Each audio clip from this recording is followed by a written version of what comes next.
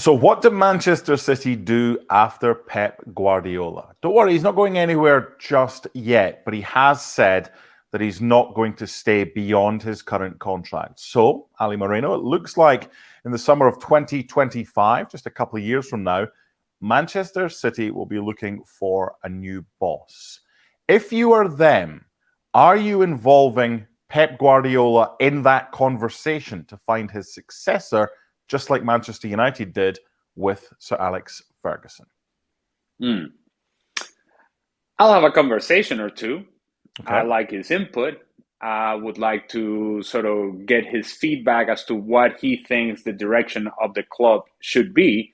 But just to add to my own work as a club, so that the information that I get from Pep is simply something that I can use either to confirm or deny what I'm thinking. But I, as a club, have to have already an idea as to what I want. And Pep I think can help form some of those thoughts, can help some of those thoughts, but in the end, it's going to have to be a club decision. Look, Pep Guardiola has had major influence on Manchester City. And it's not just the trophies, it's not just the league titles, it's not just everything that he has done for this club, but I think it has to do with the identity of what this team has become on the field, the structure of this team, how innovative, how new, some of the new concepts, some of the new ideas, some of the sometimes overthinking that in the end gets him to a position to where he's able to find different roles for different players. So no manager that comes after him is going to have that same framework, because Pep Guardiola has been very unique in the way that he has run the club on the field. And so to think about Pep Guardiola having a direct input or impact as to who comes next, I think it's unrealistic, because he sees the world and the game in a completely different manner than whatever this other guy is going to do. And so I think you get some input, you get some thoughts, but you have to do your homework yourself, and you have to have an idea as to what you want next as a club. Across the city at Old Trafford, Manchester United tried to replace the irreplaceable, and it didn't work, certainly not initially. Is there anything that Manchester City can learn from the neighbours, not the noisy neighbours, but the neighbours, that they can put into practice given what happened at Old Trafford when they come to try and replace the irreplaceable in 2 years' time? And it's an impossible position to be in when you're the next guy. Yeah, right. Sure. And it's impossible in terms of the expectations, in terms of the pressure, in terms of all the attention that you're going to have on you, because whatever you do, however you do it, it's always going to be compared to, well, Pep didn't do it that way. Sir Alex Ferguson didn't do it that way. Why are you doing it this way? And you have to have a person in place who's very comfortable with who he is as a manager.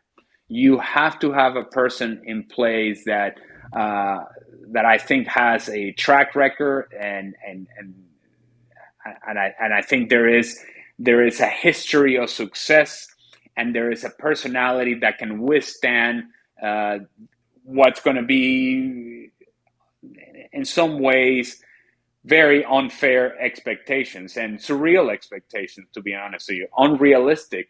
And so the profile for that manager is a difficult one, because you also want to maintain a philosophy as a club, and a philosophy that matches the player personnel that you have in place.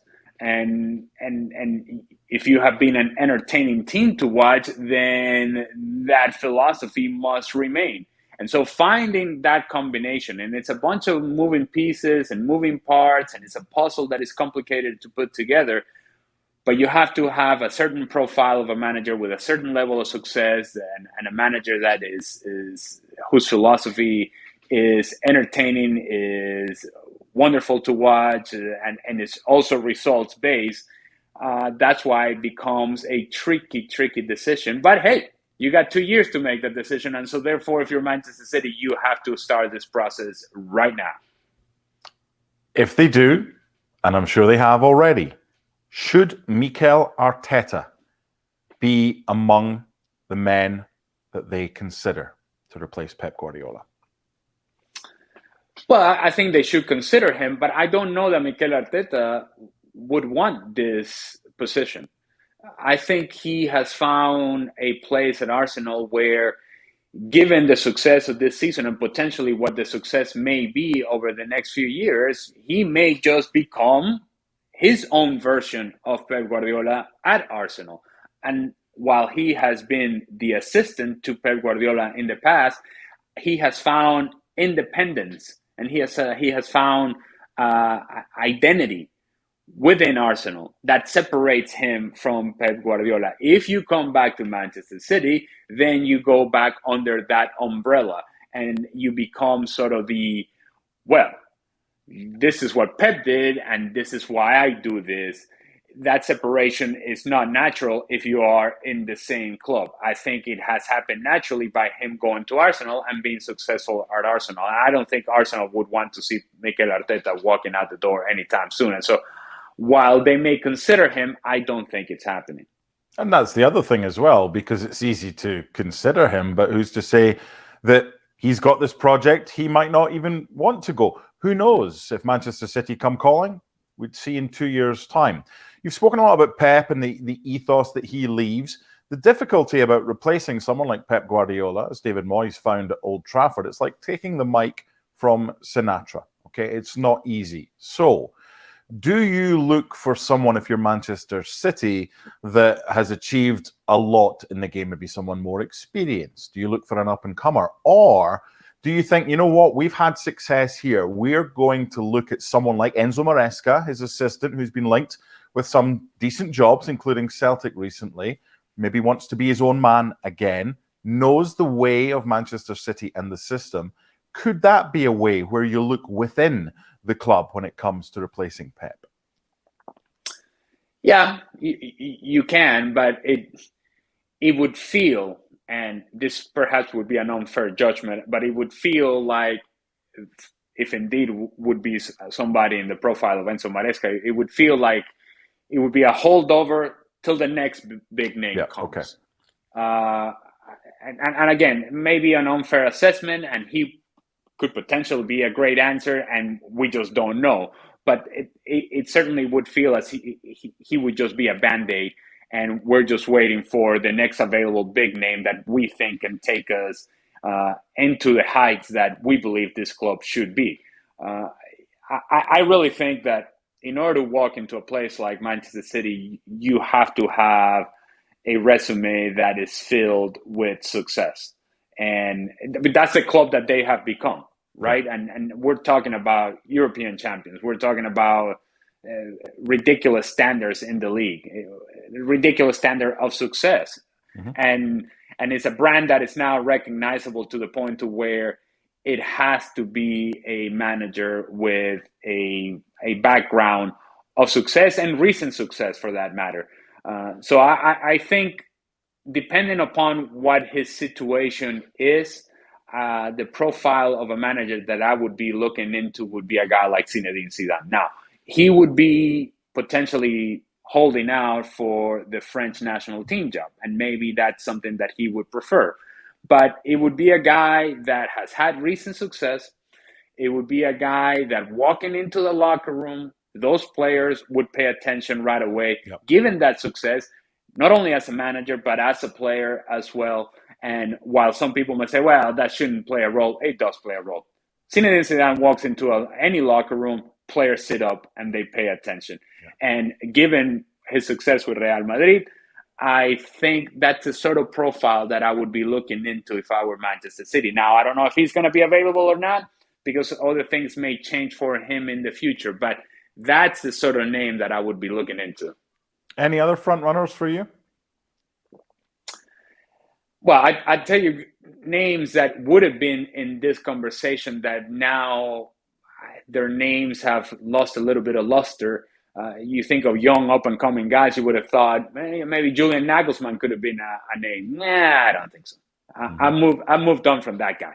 And so then you look at, if you're going to take a risk, if you're going to take a chance, if you're going to take on a name that perhaps doesn't have success but has club history, is Vincent Kompany then a name that you're willing to pay attention to over the next couple of years and see what happens? He's brought Burnley back up to the Premier League, and what happens here over the next couple of years, and then does he become a true candidate for you? That may be another name to pay attention to if you want to go down the path of somebody who has been a club legend and who indeed has had now a whatever you may think of Burnley coming onto the Premier League, but that is success as a manager. Does he build on that? And if he does over the next couple of years, then he become a candidate for you? It's yet another big question, philosophically, that Manchester City is going to have to answer. Do we go with a proven commodity of a guy like Zinedine Zidane and his success that is proven at the highest level, or do we bank on club history and think that Vincent Kompany is going to be the guy that could potentially take us to those heights? You and I both know we've been involved in this business, this industry for long enough that 24 hours is a long time in football, never mind a week. So we're trying to look 2 years down the line. And I'm sure there's players that will be thinking, okay, well, if Pep's going in 2 years, then it might be time for me to go. Or they might be thinking, you know what, why would I want to go? Regardless of who's in charge, I'm at Manchester City. And there'll also be those that are thinking, depending on who comes in, I want to go to Manchester City because that's the place to be right now. So I think a lot can happen in these 2 years, both from a player's perspective and from a manager's perspective. It might be someone, you've mentioned some names, it might be someone who's yet to even be mentioned, but the next 2 years, he might just go stratospheric and he might be the one. So while we can look ahead, it's still rather difficult to suggest too much that might happen in 2025, huh? Thanks so much for watching ESPN on YouTube. And for more sports highlights and analysis, be sure to download the ESPN app. And for premium content and live streaming, subscribe to ESPN Plus.